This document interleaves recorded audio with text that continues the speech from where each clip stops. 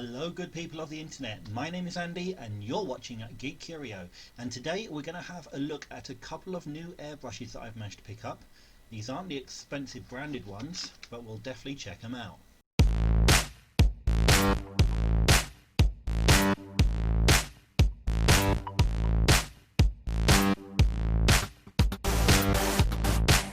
Hello there and welcome back. Now, regular viewers of Geek Curio will know that I do like a bit of airbrushing, and normally I use it to base coat all of my miniatures. Now, the type of airbrush that I normally buy tends to be the £10, $10 unbranded cheap ones. Why do I use those? Purely because I know they are good workhorse brushes, and also because I can be a little bit careless. I don't mind if they go belly up. I don't want to be doing the same sort of thing with a £100 or £200 airbrush and then find myself in a difficult situation where I need to replace that. So last week I decided to pick up a few new ones, and I decided to go a little bit higher in my price estimate and had a really good scout around online and see what's available. And the first brush I'm going to show you is the KKmoon Airbrush, which normally costs around about just over £20, which is a little bit more expensive than my usual ones, and comes with gravity feed and also with dual action as well. So my first impressions for £20, it doesn't look that bad. Literally all I got with it was a spanner and a dropper. The dropper is useless in my opinion. I don't really bother with that at all. Spanner is just another useful thing to have, so I'm just going to keep those together. So the reason I went for this is the silly reason really, is basically it is different colour to all my others. So yes, I know that sounds really petty, but it is. And with what I do, I have several hoses connected up, and being able to swap colours very quickly is important to me. Colour coding my airbrushes is pretty much very useful. So yes, I did buy it for the colour, and I also did buy it because it was a little bit more expensive than I normally spend. So let's have a quick look at the actual needle itself. Just so you know, I've not used any of these yet. I have had them sitting in my workshop for just over a week. But first impressions, the dual action seems okay. The pot looks exactly the same as this one that I have here, which is an best one. So, in fact, yeah, I would say the pot is exactly the same. Other parts of the airbrush look completely different, and it screws in there, so it's nice and easy to be able to take out and give that a good wash when you need to. Nozzle looks fine. The only thing I will need to change is the connection, because I normally use quick release connections, so what I'll do is I'm going to stop the video for now and go and grab a quick release connection and set it all up. Okay, so first things first, there is a little bit of a problem. So I've replaced it with a quick release connection, plugged it in, and let me know if you can hear that. So what I can hear is air escaping, and it looks like or it sounds like after a bit of inspection, that the air is escaping where I've screwed the quick release connection on. I know there's nothing wrong with this quick release because I literally just took it off my main airbrush, so that is a little bit of a problem. That's nothing that can't be fixed without a little bit of plumber's tape, and as you can see now, my airbrush is also kicking in because it's losing pressure. So that is a little bit of a problem, but like I say, nothing we can't fix. So first impressions, air seems to be coming out fine. Feels a bit low powered. I don't know whether that's just because the pressure is just dropping on the compressor. So what we'll do now is first of all I'm going to put a little bit of water in there, and that's just regular deionized H2O, and that's just to make sure that I know that any fluid that I put through the airbrush will come out the other end, and I can literally just spray that on my hand as well. And that's good. It's going through, misting is coming out okay. So what I'll do now is I'm going to put some black primer in it, and then I'm going to test it on this canvas here. Okay, so I'm ready to hook it up now. So the black primer I've put in is already made up for me, so I've got my ratio that I normally use, and just going to plug this in. It has been getting annoying that the compressor turns on constantly, so I'll just plug it straight in and we'll do a few passes on the canvas.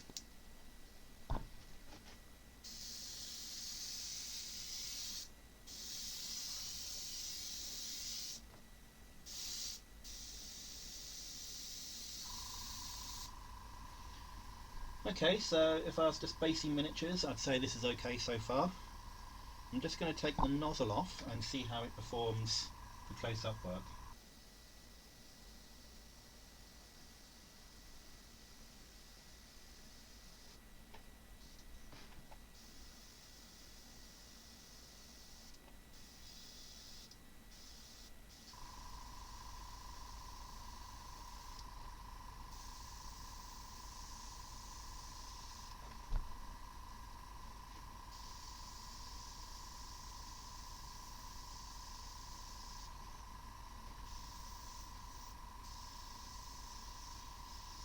Okay, so overall verdict. When spraying from a distance, it seems to be quite okay. So, like I said, if I'm doing base coating, possibly zenithal highlights, or covering large areas, then I won't have a problem with this brush. Removing the tip, I removed too much of the tip and ended up with basically a splatter, which is no good to me whatsoever.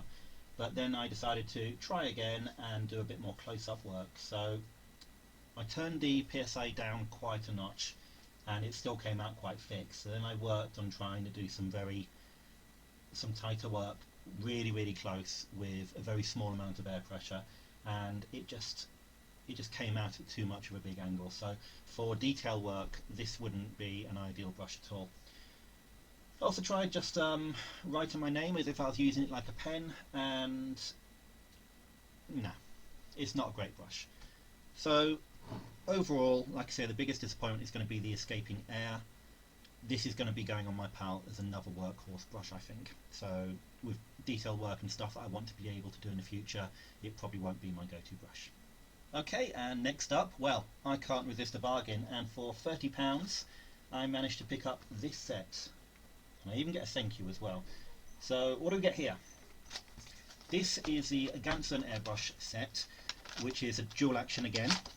Now the brush itself does come very similar to the previous brush and very similar to my older workhorse brush as well. So same sort of design, everything, which is good. Now what really sold me on this was the fact that I was getting a lot more for my money than anything else. So I'm actually getting a spare hose and also 2 needles, as well as additional nozzles as well, which is really useful. Once again, we get the more than useless paint dropper and also the spanner, which will just go in my spares box, but also I managed to get some quick release valves as well, which was really nice, really useful. We also got this, which is an air trap, but I've already got one on my compressor, so if someone needs one of those, and that's useful. But most importantly of all, another lead, which I'm not going to turn down whatsoever. Now, I do actually have a splitter, and I've actually owned 2 leads, but it's a 3-way splitter, so now I have my 3rd lead, which is fantastic, as I'll be able to hook 3 airbrushes up to 1 compressor. Okay, so let's have a look at the brush itself. Now, remember I said this was £30. So I'm not expecting this to be the best brush. However, it does look quite well made. Yeah, the dual action is a little bit sticky for my liking, but like I say, it's almost like an airbrush accessory with a free brush. So I'm just gonna put on the adapter that came with it. That's really handy. And then just hook it up to my compressor. And once again, water test. There's a little plastic thing which is covering and protecting the needle, which is quite useful, which I completely forgot to take off. And that seems okay actually. Now the PSI is turned right down. I think I'm down to about 15, maybe less, and water just seems to be coming out of it just fine, so I'm quite happy with that so far. Let's try with some of my black primer, which I already have mixed up for airbrush use.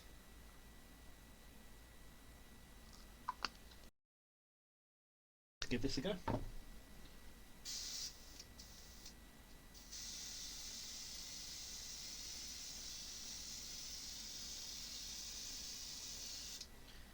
Right, so first impressions is it's not coming out evenly, so I'm going to try and turn the PSI up a bit. See if that makes a difference.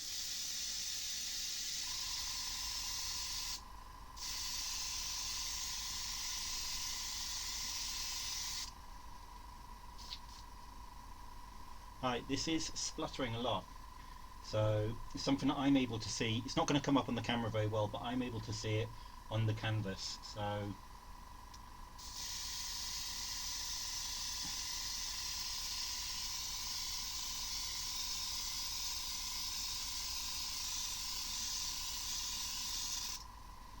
coverage is okay though. Again, I wouldn't be making any masterpieces with this. Let's turn the PSI down and try taking the nozzle off and see how we get on.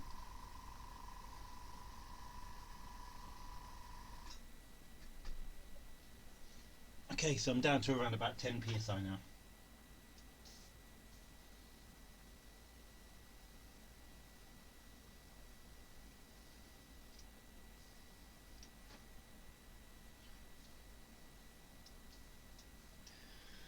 Right. Yes, it is a case of you're going to get what you pay for. This is not a good airbrush at all. However, once again, like I say, for what I use airbrushes for, I use them as workhorses. Will this do a job when base coating miniatures? Yes, yes it will. I'll probably be working at a much higher PSI than what I just did now. I'm not going to be expecting to do any kind of detail work or canvas work, so I'm still going to have to save up those pennies to get myself a nice Iwata before I start doing anything on a canvas. However, like I say, the £30 that I spent, I got a hose, I got spare needles, and I've got spare nozzles as well, so I can easily swap this out and change it up to other things, maybe even switch up to a 0.5mm, and then I can possibly do a lot of base coating very, very quickly. So, but that's all it's going to be used for. So, do I feel like I've wasted £50 on those two airbrushes? No, I don't. I feel like I've bought two £10 airbrushes, if I'm honest, and that's what I normally buy anyway for cheap and cheerful base coating of minis. Like I say, the nice bonus was having all this, which is useful, and I'm probably even going to set this up and use it as a place to store my airbrushes as well, which will be fantastic. So I'm going to go away now and I'm going to start cleaning up these airbrushes because I don't want to be leaving paint in them. Thank you ever so much for staying this long, and if you have enjoyed this video, it would mean a lot if you can hit that thumbs up button. If you have enjoyed watching these and would like to see more, feel free to hit that subscribe button as well, and even the bell notification so you're aware of whenever I upload any new videos. Thank you ever so much for watching, stay safe and take care.